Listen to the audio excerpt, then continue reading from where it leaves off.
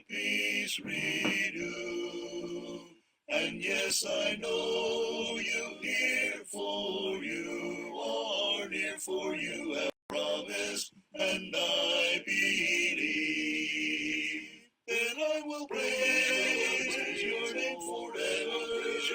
I'll give you thanks and magnify your loving favor. And I will tell of your salvation, and for all your promises are true, and I believe. I lift my hand to reach your face, find in your arms a hiding place, to be enfolded there within your care, for you have promised, and I believe. Then I will praise your name forever. I'll give you thanks and magnify your loving favor.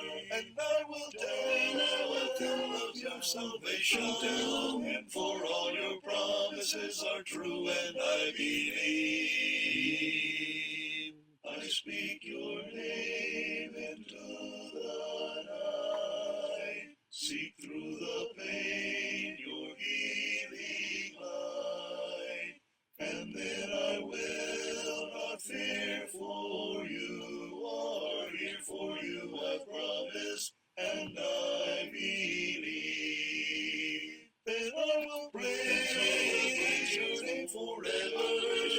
I'll give you thanks and magnify your loving favor. And I will tell of your salvation, and for all your promises are true, and I believe. Secure my heart, Lord, as I kneel. Make sure my trust, my all I yield. Then I'll be one with you in all I do, for you have promised, and I believe. Then I will praise your name forever. I'll give you thanks and magnify your loving favor. And I will tell of your salvation, and for all your promises are true, and I believe.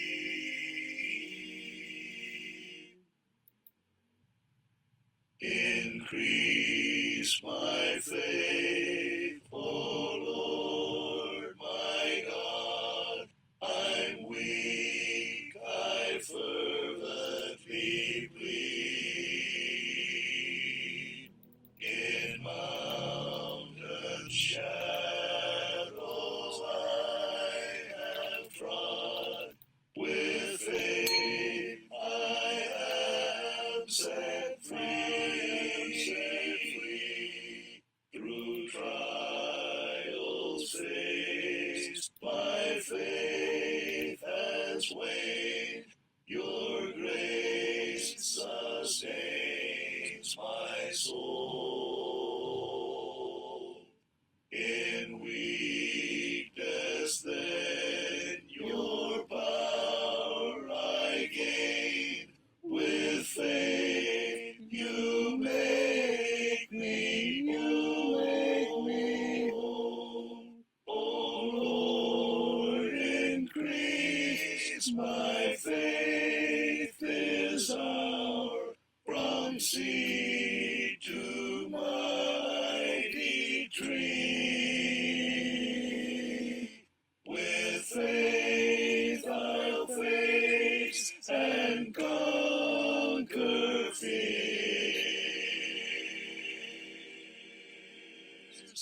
In you my victory.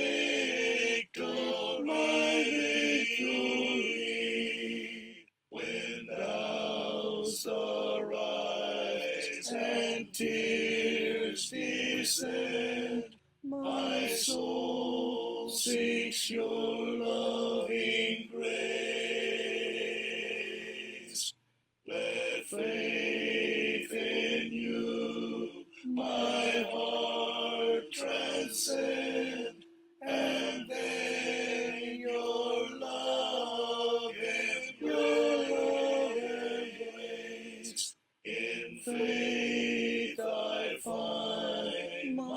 strength renewed, you guide me through the night. With every step, my trust accrued, my refuge and my refuge and mine. O Lord, increase my faith this hour, from seed to mighty tree. With faith I'll face and conquer fears.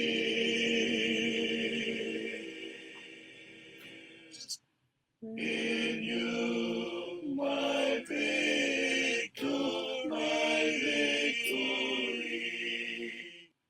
Though storms may rage and trials assail, I'll stand your peace in me. For faith in you will never fail. My stay in life's raging sea. Increase my faith abundantly. This is my heart's earnest plea. To serve my God and faithful be, and live eternally.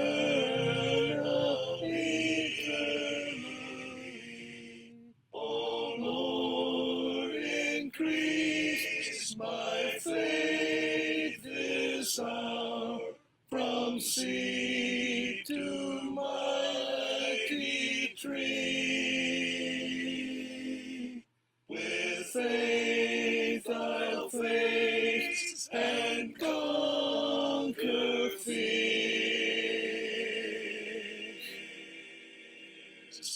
In you my victory.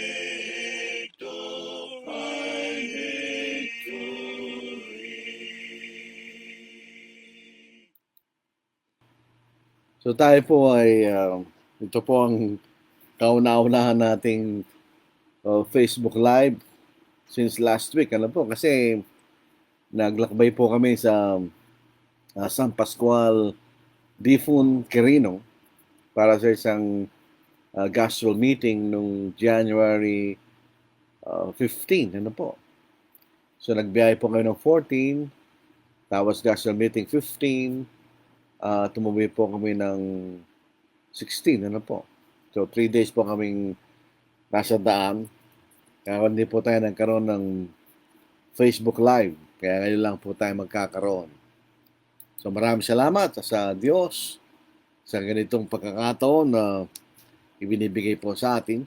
Mag-aaral po ng ibang paksa. So itong paksa natin, replay na po ito dahil ito yung paksa na itinuro ko sa gospel meeting sa Difun, San Pascual Difun, Quirino. Pero ito po isang common question sa mga Kristiyano, ano po, na kailangan nating maliwanagan para malaman po natin kung ano yung katotohanan tungkol sa mga bagay na ito. So sa ating po mga kakapsat, na ibang gabi, kato kayo amin kakapsat, sa ating mga kaisuonan, maayong gabi, sa inyong tanan, magsuon, sa ating mga kapatid sa waray, maupay nga gabi, kabugtuan ko kang Kristo, sa ating mga katunggangan sa may Bicol region, Diyos marahin na banggi sa itong gabos. Dito po sa mga taga-Pangasinan, masanto sa labi, at sa kayon amin, at siyempre galing po sa amin, may pabengi, kaya kong namin. Dito po sa Indonesian, salamat malam. Sa Ilocano po, malam afternoon. Sa Indonesian, malam evening. Salamat malam. So ating pong paksa ngayon ay tungkol po sa alak. Ito po isang malawakang ginagawa ng mga tao. Siguro, pag tinignan natin ang sanglibutan, baka kaunti lang ang hindi uminom ng alak. Unlike before, ano po, mayroong mga taong umiinom pero hindi lahat. Pero ngayon, lalong lumalaki yung percentage ng population na umiinom ng nakakalasing. So, ang tanong po rito, ang mga Kristiyano ba ay maaaring uminom ng nakakalasing? So, may Christian drink intoxicant. Yan po ang ating paksa po sa gabing ito. Alam nyo, may mga nag-iisip at mayroong pananaw at paninindigan na ang paglalasing lamang ang kasalanan. Pero ang panginginom ng alak, hindi. So, only drunkenness is sin, but just drinking, pag uminom ka lang, na walang intention lumasing, ay hindi kasalanan. It's not. Ganyan. Sa bagay, meron po tayong makikitang talata na sinasabi ang paglalasing ay kasalanan. Dito po sa Galatians chapter 5, verse 19, at lumagdag tayo sa verse 21, sabi nito, ngayon ay hayag ang magawa ng laman. Ang mga ito ay, lumagdag tayo sa 21, pagkakaigit, paglalasing, kalayawan, at ang mga katulad nito. Binabalaan ko kayo, gaya ng aking pagbababala nung una sa inyo na ang mga gumagawa ng gayong mga bagay ay hindi magmamana sa kaharian ng Diyos. So, kung hindi natin mamanayan ng kaharian ng Diyos, ibig sabihin, hindi tayo maliligtas. Dito po sa English, ano po? Now, the works of the flesh are evident. Pag sinabing works of the flesh, ito yung mga bagay na masama, kasalanan na ginagawa sa pamagitan ng ating katawan. Lundag tayo sa verse 21. Sabi dito, envy, murders, drunkenness, revelries, and the like, of which I tell you beforehand, just as I also told you in time past, that those who practice such things will not inherit the kingdom of God. So, drunkenness, those who practice drunkenness will not inherit the kingdom of God. So, drunkenness is sin. No problem about that. Walang problema sa bagay na yun. Ang paglalasing ay kasalanan. Ang ating thesis sa ating pag-aaral, hindi lamang paglalasing ang kasalanan. Pati panginginom ng alak ay kasalanan din. Pero bago tayo dumako doon para maging maliwanag po sa atin, kasi yung mga salitang ginagamit sa Biblia tungkol sa alak, kuminsan ito'y nangangahulugan ng nakakalasing, kuminsan naman hindi nakakalasing. Katulad po na sa Old Testament, yung salitang yayin, ito po yung pinaka-common, the most common word in the Old Testament for wine, yung yayin. Yayin may refer to a fermented grape juice. Ang yayin ay isang alak na galing sa grape juice. So sometimes it means fermented grape juice or intoxicant from grape juice, from fermented grape juice. So Genesis 9 verse 21, the very first person recorded to be drunk was Noah. Si Noah po'y tapat na tao pero siya lalasing. Siguro hindi niya lubos ang naunawaan na pagka ang grape juice ay tumatagal, nag-ferment naturally, ito yung nagiging alak. So Genesis chapter 9 verse 21, uminom siya ng alak, ito yayin, at nalasing at siya'y nakaigang hubad sa loob ng kanyang toda. Yung salitang yayin dito, na sinalin na alak or wine, means fermented grape juice. So ito yung nakakalasing. On the other hand, yung yayin, pwede rin pong tumukoy sa grape juice lang o unfermented grape juice. Grape juice lang, hindi nakakalasing. Dito po sa Isaiah 16:10, ang konteksto po nito ay babala ng Panginoon, warning ng Diyos, na kapag sila hindi nagsisi at sila magiging halipin sa ibang bayan, ito ay mangyayari sa kailang lupain. At ang kasayahan at ang kagalakan ay nalis mula sa mabungang lupain at sa mga basa na hindi inawit ang mga awitin, walang ginawang mga pagsigaw, walang mangyayapak na gumagawa ng alak sa pisaan, aking pinatigil ang awitan sa pag-aani. Ito yung mga normal na ginagawa ng mga Hudyo, ng mga Israelita sa kailang lupain. Pero pag sila'y naparusa at pupunta sa ibang, maging alipin sa ibang bayan, mawawala na itong mga bayan na kailang ginagawa. So ang point natin dito, walang mangyayapak na gumagawa ng alak sa pisaan. Ito po yung pangubas ay ginagawang grape juice. Pinipisayan, di ba? Ginagrind at lumalabas yung kanyang juice. So hindi nakakalasing yun. Yung po ay grape juice lang. So yain, pwedeng nakakalasing, pwedeng hindi. Grape juice lang. Pangalawang salita sa Old Testament ay tirosh. Tirosh. Ito po ay 38 times na ginamit sa Old Testament. Ito yung wine, fresh or new wine, must, freshly pressed. Pag sinabi natin must, ito po yung galing sa gilingan. So it means grape juice. Fresh, kanya. Ito yung masarap na grape juice, yung kapipisa pa lang. Hindi pa siya tumatagal. Dito po sa Kawikaan, chapter 3, verse 10, sa gayoy, mapupuno ng sagana ang inyong imbakan at aapawan ng bagong alak ang iyong mga sisidlan. Bagong alak ay tirosh, fresh grape juice. Sa Isaiah 65, verse 8, ganun din po. Ito rin po ay tumutukoy sa bansang Israel na hindi sila lubusang sisirain ng Diyos. Dahil mayroon pang biyaya na natitira sa kanila. Ano yung biyaya na yun? Sila yung panggagalingan ng ating Panginoon ayon sa laman. Pero ito ay nalintulad sa isang limpak na grapes sa puno ng ubas. Ganito ang sabi ng Panginoon kung paanong natatagpuan ang bagong alak sa kumpol. So ito yung kumpol ng ubas sa puno ng ubas. At kanilang sinasabi, huwag mong sirain sapagkat diyan ay may pagpapala. Gayon ang gagawin ko alang-alang sa aking mga lingkod at hindi ko sila pupuksaing lahat dahil merong biyaya na natitira sa kanyang bayan. Ito yung panggagalingan ng ating Panginoon ayon sa laman. So yun po yung tirosh. Ang ibig sabihin lang ay grape juice. Pangatlong salitang ginagamit para tumukoy sa alak ay shikar. Ito ay 23 times na ginamit sa Old Testament. Ito po ay alak na hindi galing sa grape juice. Alam po yung alak ay nanggagaling sa asukal. Fermentation ng sugar. So nagiging alcohol. Pagkatapos niya, na tumagal-tagal pa, nagiging suka. So from sugar to alcohol to vinegar. Yung pong alcohol, yun po ay sa chemistry, meron po silang grupo ng carbon at hydrogen na may kasamang OH. Yun ang alcohol.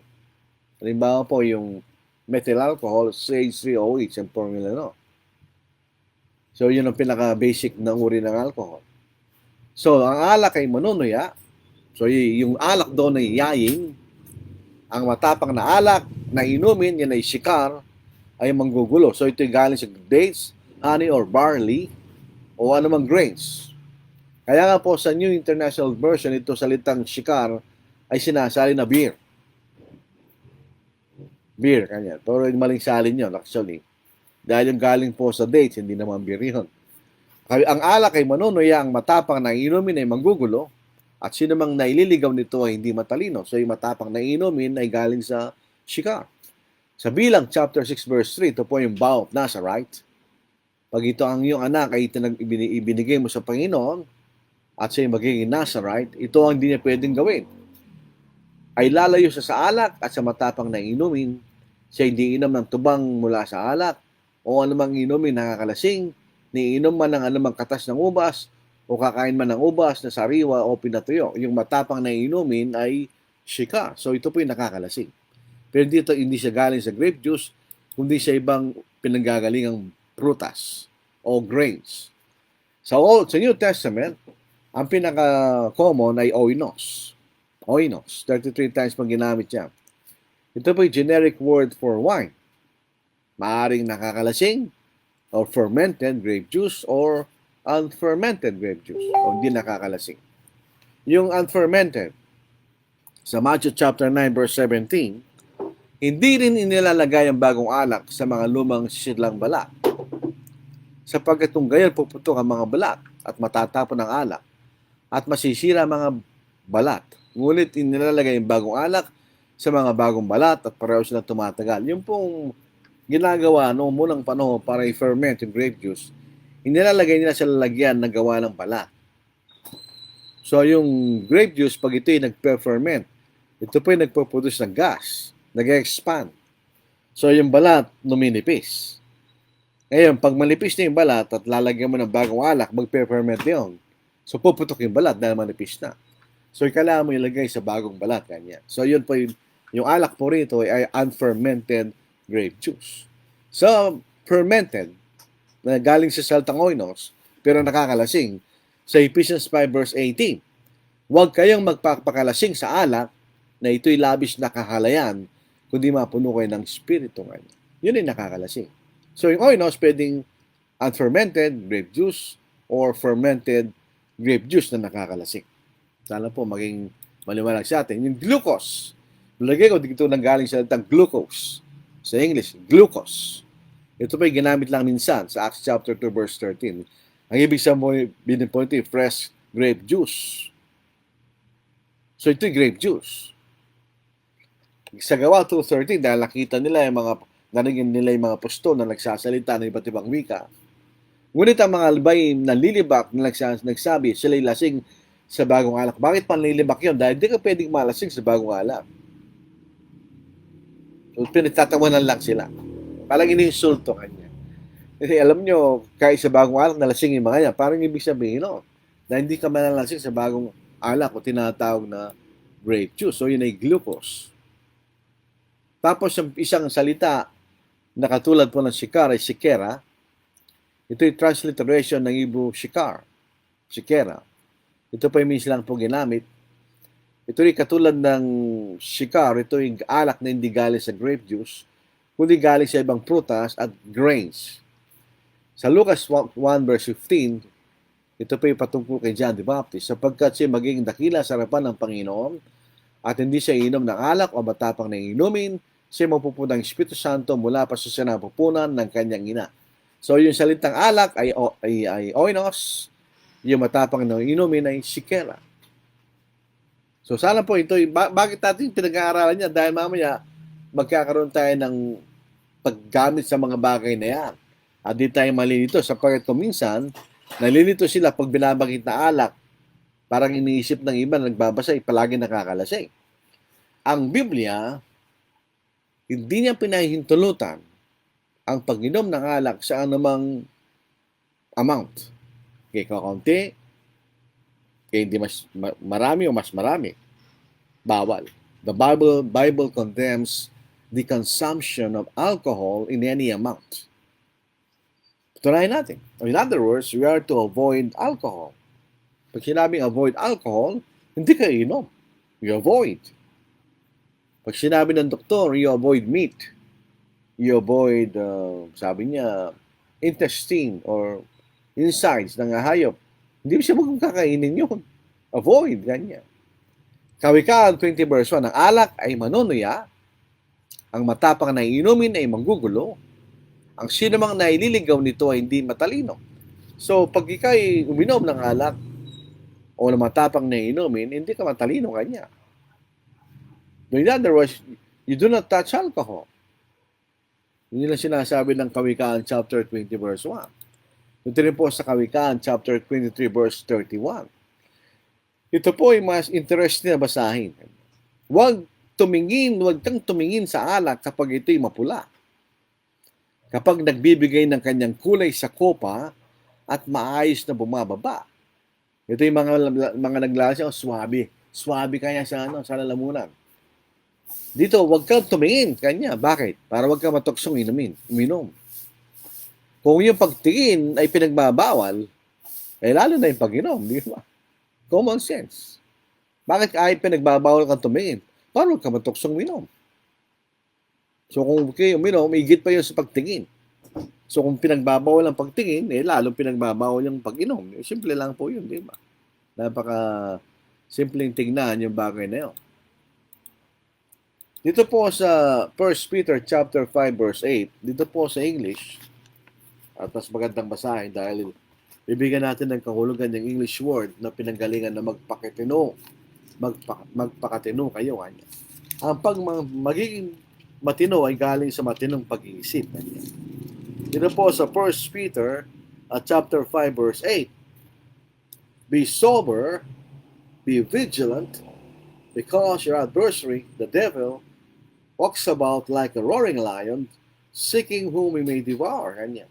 Salitang sober, sabi dito ay self-controlled, pero ang literal meaning ng sober, sabi sa Vines, galing po sa salitang neponaifo, signifies to be free from the influence of intoxicants. Yun ang basic meaning ng salitang pinanggalingan ng sober. You are free from the influence of intoxicants. So, ibig sabihin, kung malaya ka sa anumang alak, mas matino kang mag-isip. Kanya. So, yun ang ibig sabihin ng sober. Pagka po yung mga dating lasenggo, kapag ka yung mga Amerikano, mga dating lasenggo, sabi, pag hindi na sila umiinom, ang sasabi nila, I am now sober. Kanya. I am now free from alcohol. Yung ibig sabihin, no? Pag sinabing sober, free from the influence of intoxicants. Yun ang sinasabi sa atin. Yung pong salitang lasing, galing po sa salitang methusko, na ibig sabihin to make drunk or to grow drunk. Kanya. An inceptive verb, making the process or the state expressed in number 1. In other words, yung buong proseso ng paglalasing ay kasama sa paglalasing. In other words, hindi ka pwedeng malasing na hindi ka uminom. Yun po ang makikita na, hindi ka pwedeng malasing kung hindi ka uminom. Yung ang binigay pong talata ni Vine ay Luke chapter 12 verse 45, Ephesians 5:18, sa 1 Thessalonians chapter 5 verse 7. Subalit kung sabihin ng alipin yun sa kanyang sarili, matatagalan pang pagdating ng aking Panginoon, at pinasimulan niyang bugbugin ang mga liping lalaki at mga liping babae, at siya'y kumain, uminom at naglasing. Yung salita naglasing, kanya ay metusko, kasama yung proseso, buong proseso ng paglalasing. Ganon din sa Ephesians 5:18, huwag kayo magpakalasing sa alak na ito'y labis na kakalayan, kundi mapuno kayo ng Espiritu. Sa 1 Thessalonians 5:7, sapagkat ang mga natutulog ay natutulog sa gabi, at ang naglalasing ay naglalasing sa gabi. So, yung paglalasing, kasama yung unang step nun, yung panginginom. Hindi ka pwedeng malasing kung di ka uminom ng alak. Meron na ba kayo nakitang tao na nalasing na hindi uminom ng alak? Ako wala pa akong nakita. Pagka nalasing ay dahil uminom. So yung panginginom, hindi pwedeng hiwalayin sa paglalasing. Magkasama yung dalawa. Ngayon din po, meron iba-ibang level ng intoxication. Different levels of intoxication. Dito po sa 1 Peter chapter 5 verse 3. For we have spent enough of our past lifetime in doing the will of the Gentiles. So sabi niya, tapos na tayo dyan sa ating dating pamumuhay. Na ginagawa natin ang ginagawa ng mga hentil. Ano yun? When we walked in lewdness, lust, drunkenness, revelries, drinking parties, and abominable idolatries. Yung salitang drunkenness, revelries, at drinking parties, lahat ay may kaugnayan sa alak. Yung drunkenness, wala tayong problema doon. Talaga lasing. Ito na yung mga taong nawawalan ng malay, yung mga taong hindi na alam ginagawa, yung mga taong pumamatay, yan ang talagang lasing. Yung salitang revelries, ito rin po yung may kaugnayan sa alak. Bagamat nasalita ito, revelries. Kung titingin tayo sa mga marunong sa salitang Grego, is there, sabi niya ito galing sa komos, revel, carousel. a nocturnal and riotous procession of half-drunken and frolicsome fellows who after supper parade through the streets with torches and music in honor of Bacchus or some other deity and sing and play before houses of male and female friends. Hence, is generally of feasts and drinking parties that are protracted till late at night and indulge in revelry. Ito po ay half-drunkenness. Pag sinabing revelries, ito ay half-drunkenness. Ito yung pag tayo po nanonood, may nakikita tayong mga nanginginom, sa simula tahimik lang sila. Nagsasalita ng maayos. Pag tumatagal na, nagsisigaw mo na yan, tapos nagsisimula na magkanta na wala sa tono, tapos ano-ano nang ginagawa nila, nag-iingay, yan ang revelry. Half-drunkenness. Nakainom ka na, pero hindi ka pa talagang lasing, kanya. Yan ang revelry. At siyempre, in drinking parties, ito yung shot-shot lang. Yung sosyalan blues, kanya, shot-shot lang. Lahat niyan kasalanan. Sinasabi po ni Apostle Peter sa 1 Peter chapter 5 verse 3. Ito po yung masama sapagkat sinisira niya ang influence natin bilang Kristiyano. Dahil ginagawa lang po natin ang ginagawa ng sanglibutan. Dito sa Romans chapter 12. Dito sa Romans chapter 12 po na po. Dito sa verse 2 na po, mga kapatid.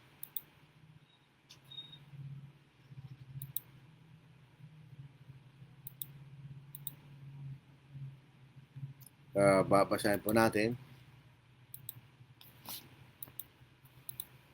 So, sa Romans 12 verse 2, huwag ninyong tularan ng sanglibutan ito. Huwag natin tularan ginagawa ng sanglibutan. Kundi magbago kayo sa pamagitan ng pagbabago ng inyong pag-iisip. O pumapatunayan niyo kung alin ang mabuti, kasiyasya at lubos na kalooban ng Diyos. Ang sabi rin, huwag niyong tularan ang sanglibutan. Paano kung ginagawa natin ang ginagawa ng sanglibutan? So we will lose our influence, di ba? Sa 1 John chapter 2 verse 16, sapagkat ang lahat ng nasa sanglibutan, ang masamang pagnanasa ng laman, ang pagnanasa ng mga mata, at ang pagmamatas sa buhay ay hindi mula sa ama kundi sa sanglibutan. Saan narito yung panginginom? Yung masamang pagnanasa ng laman. Ito'y galing sa sanglibutan. So ginagawa natin ang mga bagay ginagawa lang sa sanglibutan, katulad ng panginginom ng alak, anong pagkakaiba natin sa kanila? Mawawala ang ating influence bilang mga Kristiyano. At may masamang epektong alcohol. Number 1, sinisira niya ang iyong paghatol. It clouds judgment. Yung pong lasing, hindi na pwede mag-drive yan. Pero nakainom, pwede pa. Pero problema noon, iba na yung judgment mo, iba na yung tansya mo sa daan, tansya mo sa mga bagay-bagay sa daan. Kaya ikay prone sa aksidente. Hindi na yung judgment mo, hindi na katulad kung hindi ka nakainom. Yung mga lasing, hindi na pwede mag-drive talaga yan. Sa Kawikaan, chapter 31, verse 4, 31, verse 5, hindi para sa mga hari o limwel, hindi para sa mga hari ang uminom ng alak, hindi para sa mga pinuno ang magnais ng matapang na alak. Baka sila'y uminom at makalimutan ng tinakdang kautusan at baluktutin ng karapatan ng lahat ng nahihirapan kanya. So, bakit pinagbabawal sa mga hari uminom ng nakakalasing na alak? Masisira ang kanilang paghatol kanya. Baka makalimutan nilang tinakdang kautusan o baluktutin ng karapatan ng lahat ng nahihirapan kanya. It clouds judgment. Sinisira niyang yung paghatol. Ganon din po, it affects the mind. Alam niyo, ang alcohol ay drug. Pag sabi nila, nagmamarihuana, meron silang trip, meron silang nakikita. Hindi nakikita ng normal na tao. Gayun din naman ng alcohol. Dito sa Kawikaan, chapter 23, verse 33 hanggang verse 34. Ang iyong mga mata ay makakita ng mga kakatuwang bagay. Ang iyong puso ay magsasabi ng mga mantarayang bagay. So, yung nagsasabi ka ng mga bagay na hindi mo masasabi pag hindi ka lasing, ganyan. Nakakita ka ng nakakatuwang bagay, ganyan. Ika'y magiging parang tao na higa sa gitna ng karagatan, para kang naka-float, ganyan. O parang nahiga sa dulo ng isang tagdan ng sasakyan. So it adversely affects the mind, ang ating pag-iisip, ang ating kaisipan. It causes violence. Alam nyo, minsan nung ako'y binata, isang piyesta nung sa Doco, hindi naman ako nakikipamiesta, pero meron akong pupuntahan. Naka-jeep ako noon, may traffic. May ako nakita ko nag-aaway, sigawan. Hindi man mabagal lang takbo ng sasakyan. Pagtapat namin sa hospital, may tricycle na nagmamadali. At paglabas niya, yun nag-aaway. Meron nang pumuputok ang ulo. Nagkakagulo dahil sila lasing. At huwag kayong magsipaglasing ng alak na kinoroon ng kaguluhan, kundi kayo mga puspos ng Espiritu ngayon. Ang alak ay pinanggagalingan ng kaguluhan ngayon. Ito po ay magdudulot ng karalitaan o pagkapulubi. Ang alak po ay bisyo. Ito ay may gastos. Kung palaging uminom ng alak, imbes ito gamitin mo sa mga mas magandang bagay na makakatulong sa iyo, sinasayang mo ang pera mo.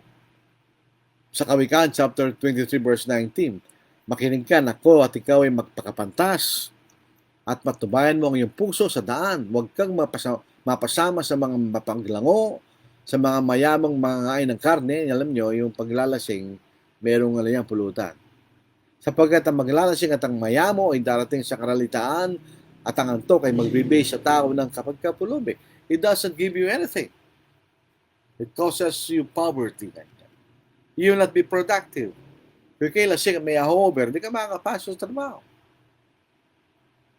Di ba, mga kapatid? At siyempre, meron po siyang, ito po ay addictive. Nakaka-addict po ito. Sabi lang, hindi, nakaka-addict yan. Tingnan niyo sa Kawikaan chapter 23 verse 34. Hindi kayo magiging parang taong nahihiga sa gitna ng karagatan o parang nahihiga sa dulo ng isang takdan ng sasakyan. Kailang pinalo ako, ngunit hindi ako nasaktan. Nakala mo lang, hindi ko nasaktan. Hindi kayo manhid. Inampas nila ako, ngunit hindi ko naramdaman. Kaya doon ako gigising. Hanggang ahanap ako ng isa pang tagay. So, pagkagising mo sa pagkalasing, ahanap ka na naman tagay. It is addictive. Ito yung taong addict na sa alak. Noong una ko'y maliit, meron kaming kapitbahay na pagkagising niya sa umaga, pupunta sa tindahan, inom ng noon, syoktong. Inom siya ng isang baso syoktong. Dahil kung pare niya natitinda, pare, syoktong, ganyan. Ay, yun ang pare niya, magbibigay niya, nagbabayad naman yun. Noon na hindi na ako sa syoktong, gin naman, pare, gin, ganyan. Araw-araw yun. At meron pa mga yung nanginginom talaga. So it's a very addictive. Naka-addict po yan. Lack of self-control. At meron physical na effect. Yung lasing, hindi ko maintindihan magsalita. Slurred ang kanyang speech. Poor coordination, yung paglalakad na hindi pantay, ang paa, siya nahihilo, o siya nagsusuka, o mayroon siyang memory loss. Yun po yung short-term impairment. Meron ng severe long-term damage. Weakened heart, cardiomyopathy, ihina ang puso mo, high blood pressure, liver disease, na nagdudulot cirrhosis, pancreatitis, weakened immune system, etc. So walang may dudulot na magandang halak kahit sa ating pangangatawan. Ito yung magdudulot sa sakit sa tao, mga kapatid. So wala tayong mapapala sa alak. Pero siyempre, itong mga nagsasabi, hindi, pwede namang minom, basta wag lang magalasing. Ito, patutunayan namin sa inyo kanya dito sa Kawikaan, chapter 31, 6-7. Ganyan. Tignan mo kanya, pinapainom pa nga ng alak. Basahin po natin. Bigyan mo ng matapang ng inumin ng malapit na mamatay at ng alak ang mga nasa mapait na kaguluhan. Hayaan silang uminom at lumimot sa kailang kahirapan at wag nang alalahanin pa ang kailang kasamian. Sino ba pinag-uusapan dito? Yung malapit nang mamatay.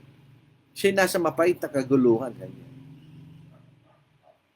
Ibig sabihin, pag kayo malapit na mamatay, pinapainom ka ng alak para may kayo magmanhid sa iyong nararamdaman na sakit.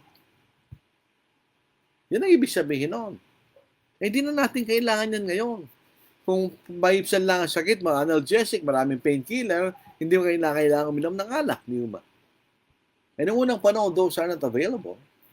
Tingnan niyo yung Good Samaritan, anong ginamit niyang paggamot sa mga sugat ng tao? Alak. Pero ngayon, hindi na natin kailangan gawin yun. Bakit? Marami ng gamot. Baka nga pag ginawa po natin, matitis pa yung mga tao, di ba? So, hindi pa rin, hindi papasayang Kawikaan chapter 31, 6 to 7.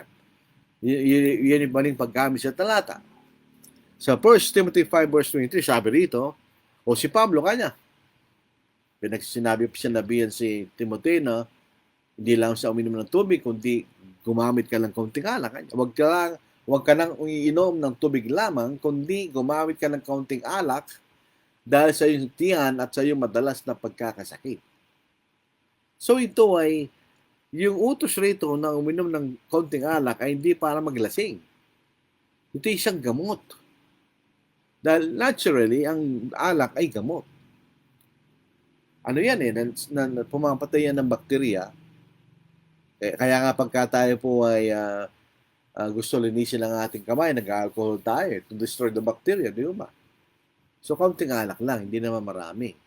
Dahil si Timothy, mahina ang tiyan niya. At ang tubig sa Ephesus ay hindi maganda, hindi ka malinis. Kaya palagi nagkakasakit si Timothy. Kaya sabi niya, lagyan mo ng konting alak, yung inumin mo. Bilang gamot, hindi para, not for recreational purposes. Na tulad ng ginagawa ng mga tao ngayon. Anong klaseng alak yun? Kung gagawin, yung alak noong unang panahon, dahil ito yung natural fermentation, aabot lang yan at the most 6%. Kasi ang natural fermentation, i-ferment lang niya yung asukal sa grapes. Meron lang limitadong amount na asukal doon. Pag naubos yung asukal na yun, hanggang doon na lang yun. Hindi na mararagdagan ng alak yun. Kaya 5 to 6% lang. Tapos, kumisan, lalagyan pa ng tubig. Ang percentage ng alcohol ngayon, pag sinabi 60 proof, 30% alcohol yun. Kung may sakit ka sa tiyan, napainumin ka ng gin, di mamamatay ka. Di ba? So, hindi pa rin mananalo yung argumento na yun. So, 1 Timothy 3:8. Gayun din naman ng mga diakono is dapat na maging kagalang-galang. Hindi dalawang dila, hindi nalululong sa maraming alak, kundi hindi mga sakim sa masamang pagkakita. Ang gusto lang sabihin dito, hindi nalululong sa maraming alak. Kung hindi nalululong sa maraming alak, so pwede kang malulong sa konting alak. O pwede kang uminom ng konting alak. Ano bang ibig sabihin na nalululong sa maraming alak? Lasenggo. Pag kayo lulong sa maraming alak, kayo lasenggo. Ibig sabihin, huwag kayo mag-lasenggo kanya. Babalik po tayo sa ibig sabihin ng lasenggo. Metusko kanya. Hindi lamang yung bunga ng panginginom, yung paglalasing ang masama, kundi yung simula ng proseso ng paglalasing. Paano ka malululong sa maraming alak kung hindi ka uminom ng alak? So nagsimula ang pagkalulong sa konting alak. Di ba? So wala pa rin yan. Hindi pwede po yung sinasabi nila dyan. Ito po ang pambato nila. Ito sa John chapter 2. Sabi nila, si Kristo gumawa ng alak. Sino ka ba para pagbawalan mo kami? Kanila. Actually, kami dalawa ni brother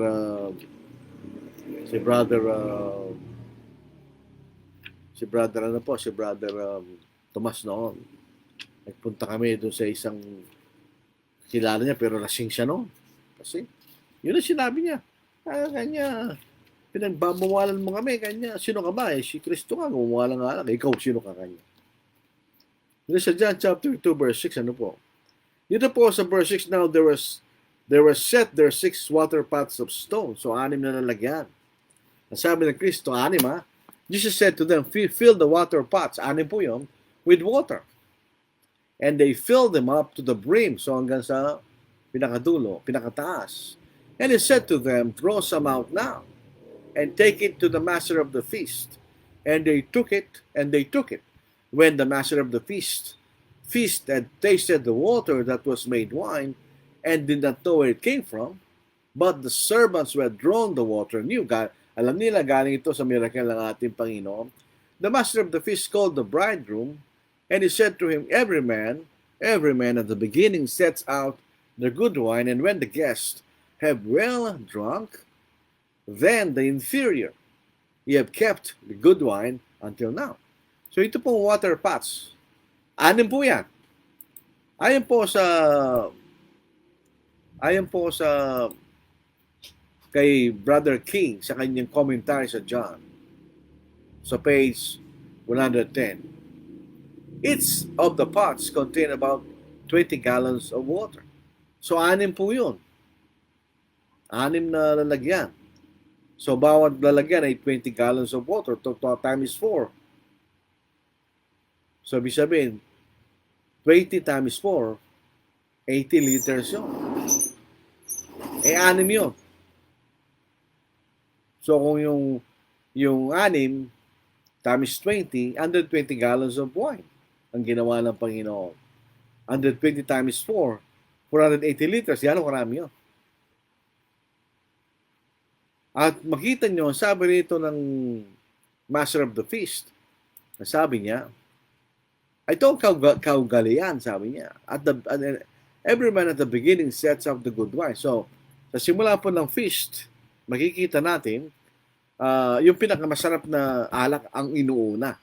Pag marami nang nainom kanya, yung hindi gano'ng masarap. Mga kapatid, kung ito'y nakakalasing na alak, eh di ang Panginoon, pinaintulutan niya ng mga taong ito'y malasing. Tingnan nyo. And when the guests have well drunk, marami nang nainom, then the inferior.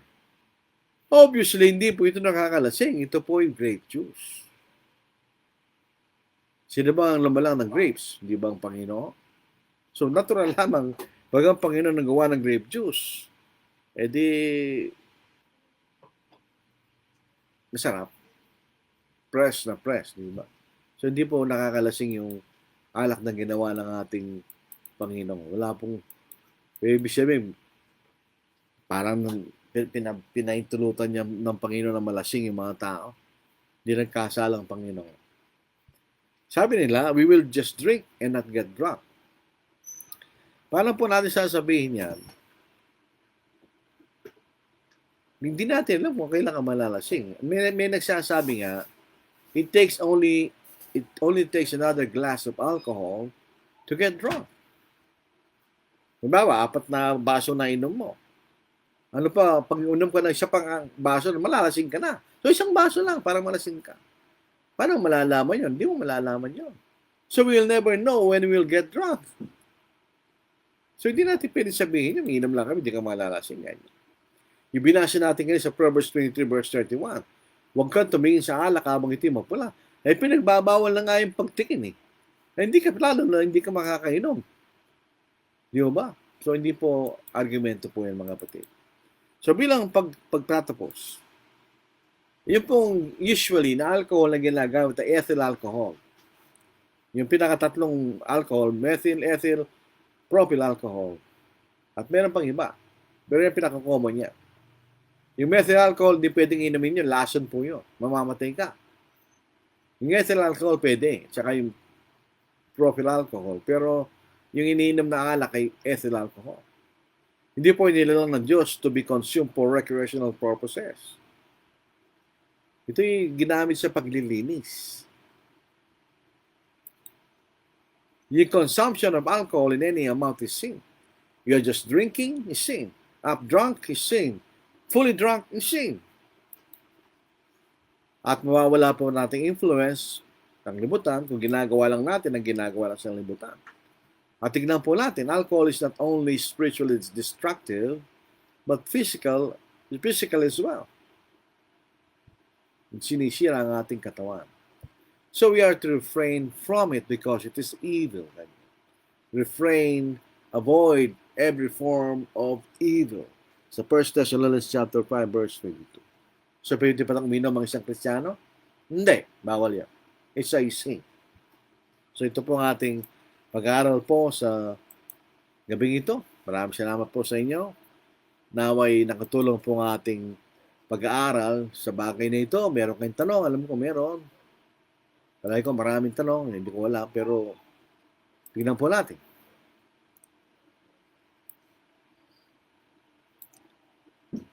Ito po. Aljan Ocampo, good evening po. Lumundag.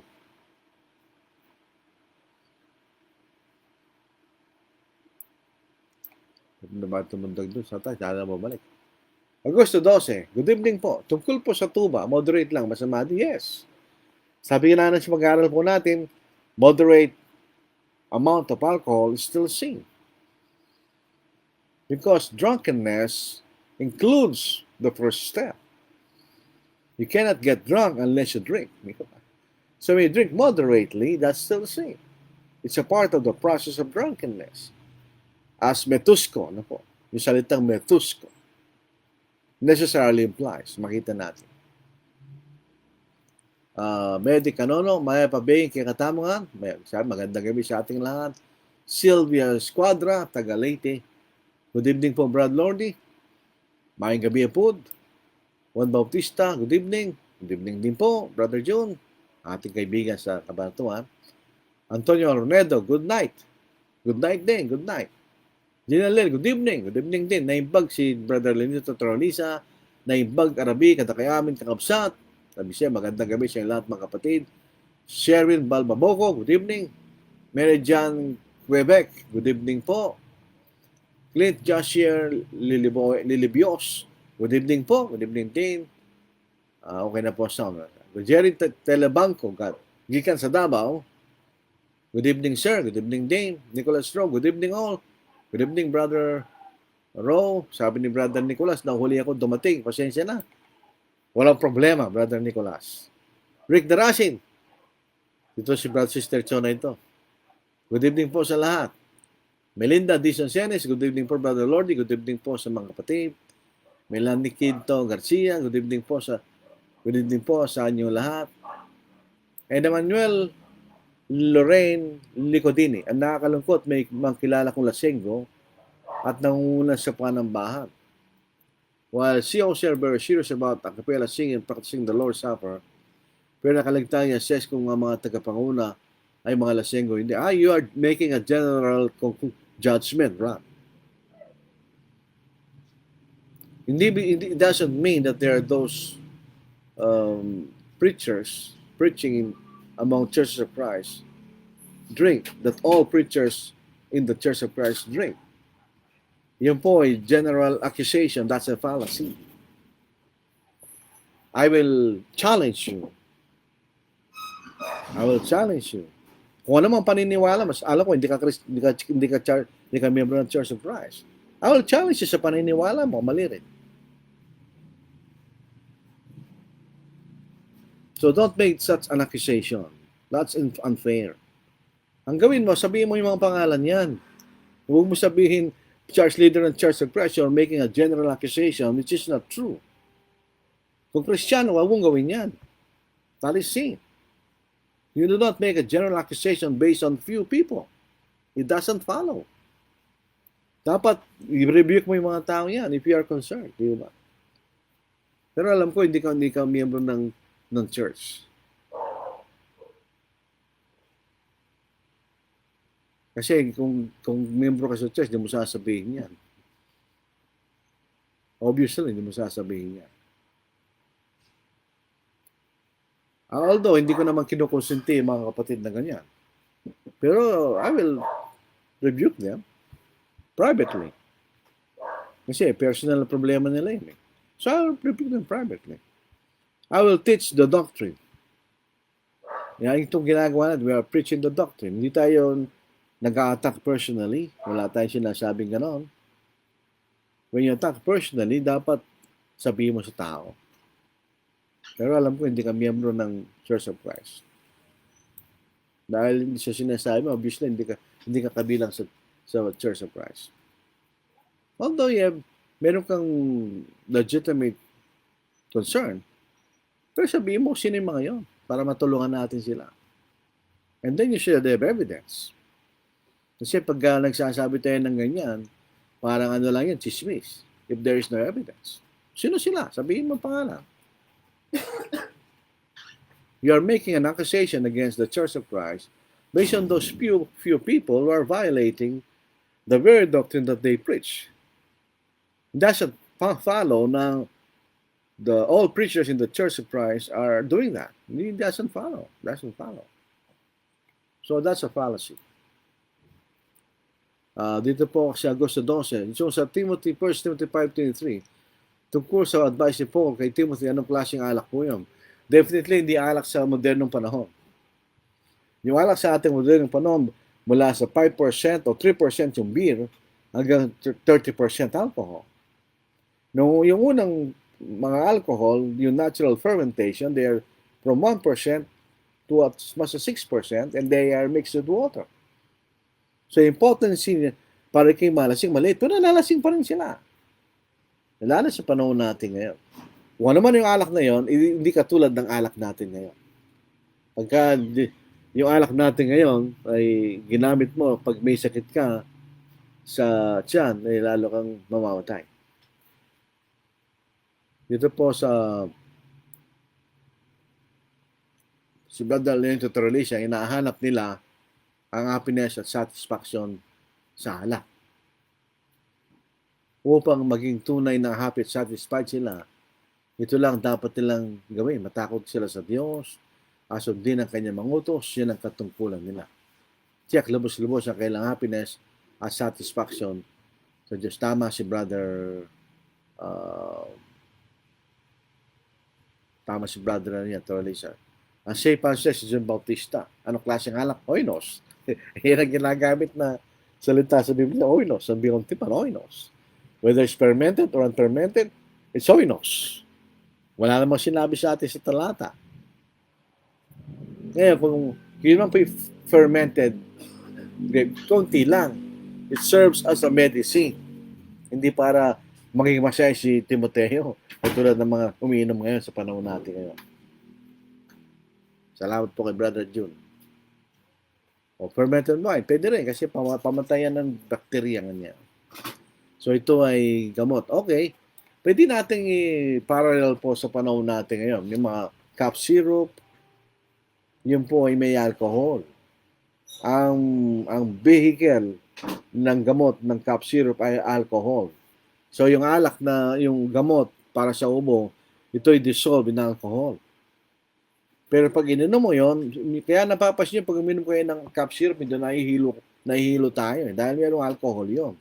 Pero pag ininom mo yon, katulad ni Timoteo na pinayagan ni Pablo ng konting alak, hindi ka naman umiinom para ikay malasing. Umiinom ka para ikay gumaling. So in that sense, whatever is the oinos, ito po it was used as a medicine, not for recreational purposes. Yan makita natin. Tama po si Brother June. Ang alcohol ay meron siyang antibacterial effect. Kaya nga po pagka, lalo na po ng COVID, di ba? Inautosan tayo mag-wash ng alcohol para mamatay bacteria sa ating kamay. Kung meron mang bacteria ng COVID, ay mamamatay. Ganun po.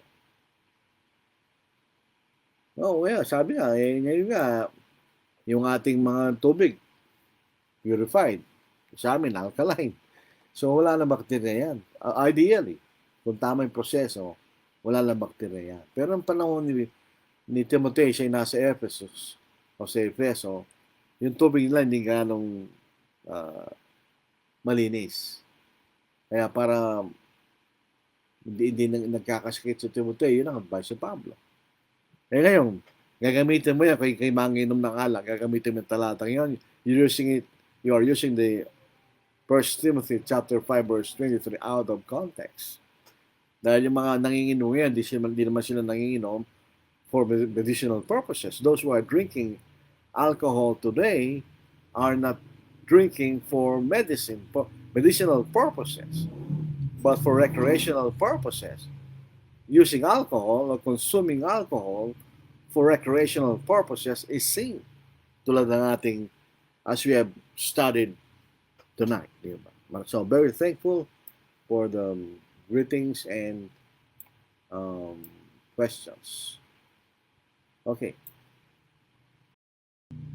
I am thinking today of the beautiful land I shall reach when the sun goeth down. When through wonderful grace by my Savior I stand, will there be any stars in my crown? Will there be any stars in my crown? When at evening the sun goeth down. When I wake with the blessed in the mansions of rest, will there be any stars in my crown?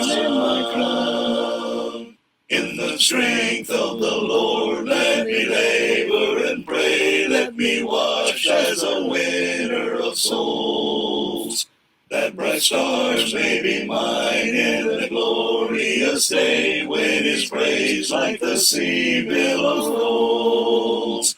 Will there be any stars in my crown? When at evening the sun goeth down. When I wake with the blessed in the mansions of rest, will there be any stars in my crown? Oh, what joy it will be when His face I behold, living gems at His feet to lay down. It would sweeten my bliss in the city of gold, should there be any stars in my crown. Will there be any stars in my crown? When at evening the sun goeth down.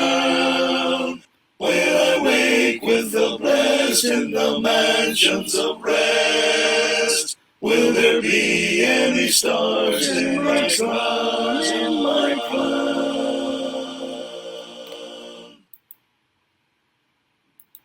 Gusto kong balikan yung dito po sa isang comment. Very serious kasi ito. While churches of Christ are very serious about a cappella singing and practicing the Lord's Supper, dahil may Biblia yun. Saan mo ba mapapatunayan na pwedeng gumamit ng panugtog sa Biblia? Ayon sa Bagong Tipan sa mga Kristiyano.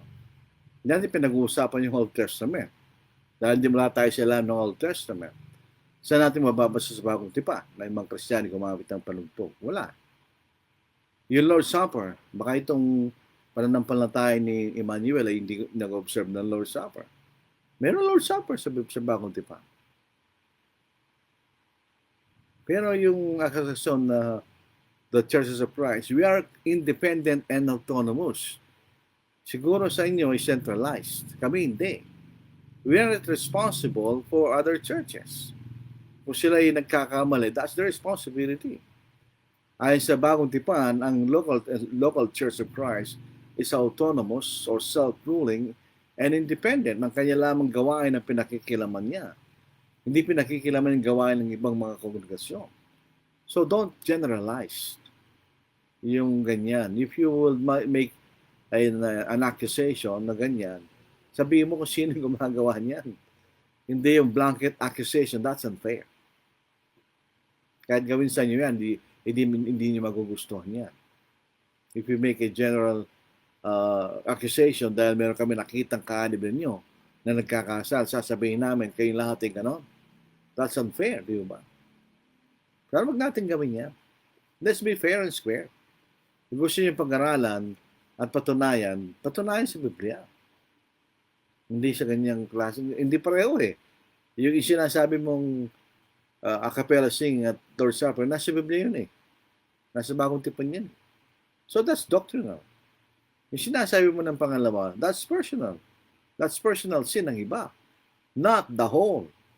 Kaya nga sabi ko, that's unfair accusation. Huwag natin gawin yan. Please. So ito po ang ating pag-aaral sa gabing ito. At tayo po, sabi po ni Brother Lito, karamihan naman po sa mga manginginom para sa pleasure nila. Precisely. It's the lust of the flesh. Ito'y kasiyahan, ito'y makasyanan ng kasiyahan ng kailang mga laman. Pero yung mga talatang ginagamit nila is not for recreational purposes. Most of them are for medicinal purposes. Di ba? So tayo po ay manalangin. Ama, kayo po ay nagpapasalamat sa gabing ito na nailad po namin ang inyong katotohanan tungkol po sa panginginom ng alak. Ito'y kasalanan. na hindi po namin ito kinukusinte. Ito isang bagay na lang po namin din yung kalooban. Sana ito yung naging maliwanag sa amin, sa iba, upang kung sa mga ginagawa man nila po ito, sila ay uminto sa paggawa nito at makabalik sa tamang landas. Ama, bigyan po niyo kami ng karunungan at patience habang aming pinangaral at tinuturan niyo yung katotohanan at bigyan rin po niyo kami ng self-control para kami malabanan po namin ang tukso at di kami magkasala. At sana bigyan niyo kami ng karunungan ng aming pag-iisip upang aming maliwanag na may pangaral ang iyong katotohanan. At naway kami lumakad sa liwanag ng inyong salita. Ama, kami po ay nagpapasalamat sa lahat ng biyaya na inyong ibinibigay sa amin physically and spiritually. At nagpapasalamat po kami na kami naging anak ninyo ayon po sa pagkakupkop, sa pagbigat pamamagitan po ng pagsunod sa inyong ebanghelyo. Idinadalangin din po namin ng iba na may kaibang pananampalataya na sana maliwanagan ang kanilang mga pag-iisip upang sila'y tumindig at tumayo sa katotohanan lamang at hindi sa mga aral ng mga tao. Ama, kami po ay nasa gitna ng pagsubok sa aming bansa na ay mapanatili po ang kapayapaan sa mga bayan, na aming mga tagapangunay maging marunong at matalino at naway magkaroon po ng kaguluhan upang kami maging magpatuloy sa mapayapa at patunusay na paglilingkod sa inyo, O Diyos. Dinadalangin po namin ng ina ng isang kapatid na nasa karamdaman. Sana po siya ay magkaroon ng kagalingan. Dinadalangin din po namin ng mga kapatid sa ibang bayan na walang kalayaan na katulad namin, na sila po ay sumasamba sa gitna ng kahirapan, ng kawalan ng kalayaan. At ang mga bahay pong ito ay aming inihingi sa dakilang pangalan ng Kristo. Amen. Maraming salamat po. Dating personal, ito po ay doktrina lamang. So sana pag-aralan po natin at huwag po tayong uminto sa pag-aaral sa salita ng Diyos. Maraming salamat po. Mag-ingat po tayo. God bless.